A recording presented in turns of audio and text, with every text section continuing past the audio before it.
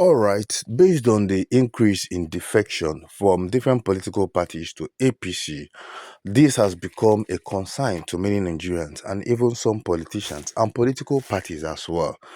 Well, to do justice to this topic this morning, Kenneth Okonkwo is in the studio. I'd like you to take your time and watch this video from beginning to the end and hear what he said. Of course, you know Kenneth Okonkwo will always have a contrary opinion as to the reason why people were defecting from different party to APC, and this is not a different one. I'm telling you, the politics in our country is turning to something else, and it's really well. Let me not just emphasize much on it. Just take your time and watch this video from beginning to the end and hear what Kenneth Okonkwo said to people who are defecting and the reasons why he gave that people are defecting from APC. I mean, from PDP and other political parties to APC. Don't forget to subscribe to this channel if you're not subscribed to us. We can continue, so we can continue to bring you updates on how it's happening, trending. Thank you. I'll be right back. Well, thank you, viewers, for joining us. The whole idea of joining another political party, and precisely the ruling party, is simply because of the belief that in 2027 they are going to write the results of election. Nothing else. I mean, it's an absurdity that people will see a sinking house and they are running into it for shelter. Well, which one is the sinking house now? APC, obviously. Why is it a sinking house? The World Bank report made it clear that Nigerians are going to be poorer till 2027. Have you asked yourself why they stopped at 2027? Because they know that this country is a blessed country. On the day they have very good leader, poverty will dry up. So they have given up on Tinubu's regime, that it's a government that will afflict Nigerians with hunger and hardship until it ends. The millions who voted Tinubu think he's the best leader. Well, the millions you're talking about, is it the million that was written or the million that came from where? Was the election result Have you seen? Was it written? Have you seen the polling unit by polling unit results from INEC for the 2023 presidential election? If you have seen, show me. That's what the law says in section 62(2)(3) of the Electoral Act. That after the election, INEC should post in its electronic server the polling unit by polling unit results of all the results of the election after it was technically glitched. Have you seen any of such results? Why? Because it was written. So people are running into a sinking house because they believe there is a magic with which the owner and the builder of the house will use to sustain the house. And that's writing results. So all of the results that Peter Obi got in the election too were written? Now, interesting question. We had 18,008 polling units that we showed from the IREF portal where results were not posted at all. There is no explanation to it till today. Recall that I said that they wrote the results. The results given to Peter was allocated to him. That's written. Go to Rivers State. Who did? Go to INEC. Go to Rivers State. But the court says otherwise. No, the court is not telling you they wrote or they did not write.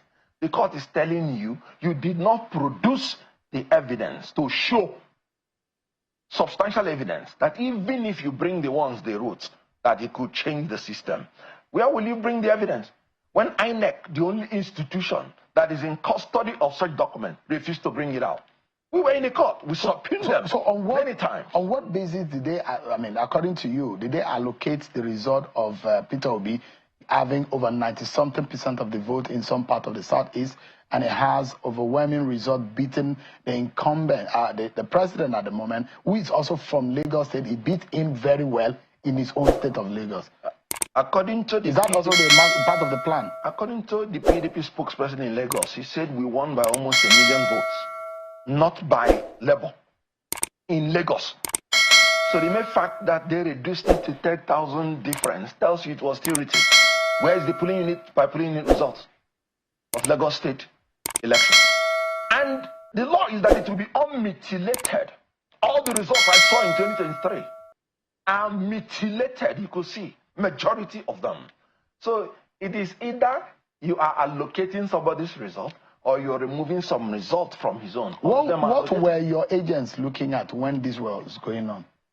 Because I imagine that you should have agents as a party across all of the polling units, or the thousands of polling units across the country. Yes, that is what it ought to be. And even the Electoral Act recognizes that all the parties will not have the resources to have the agents in all the polling units. And that's why the law always uses the word may.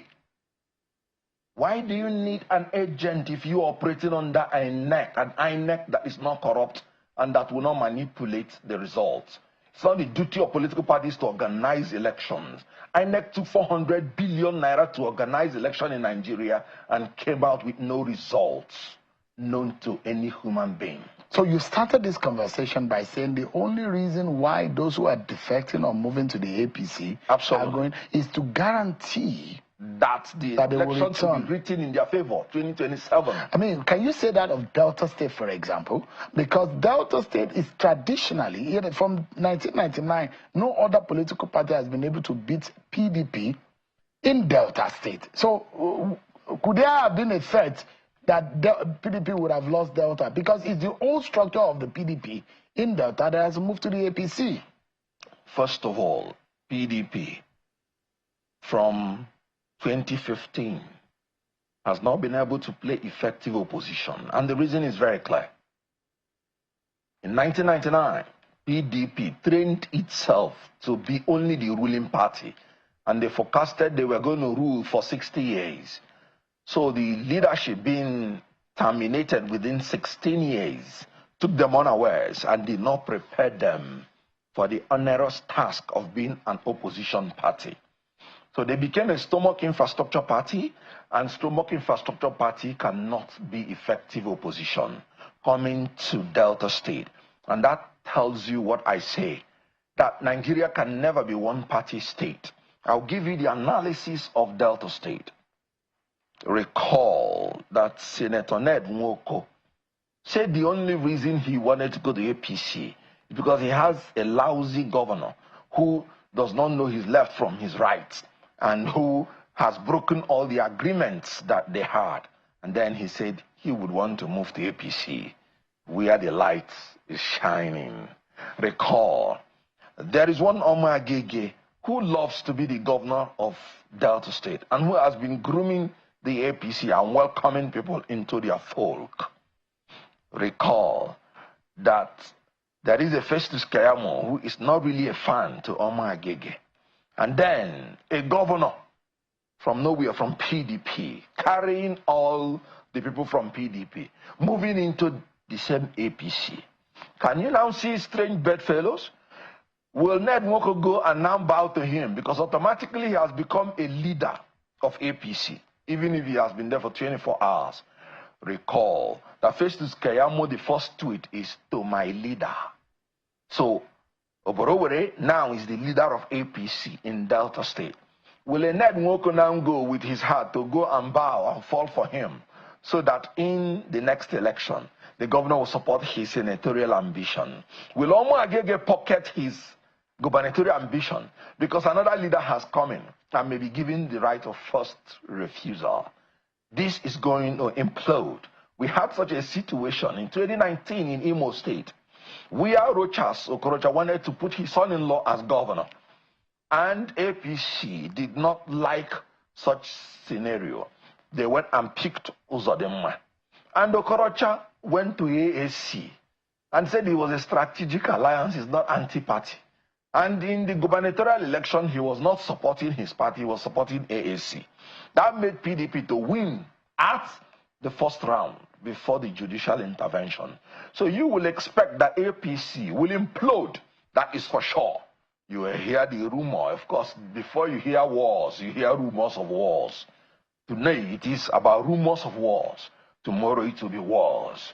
You recall that the special advisor on political affairs to the presidency, Baba Ahmed, resigned and retired from the government of APC. And he even declared that Tinubu is not even fit to be president, that he should step aside. This is an insider. I told you it's about a house that is sinking. The World Bank has said this government is sinking Nigerians into hunger and hardship.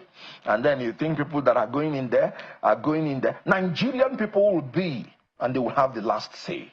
The only thing that I am talking about, will their say be allowed to stand?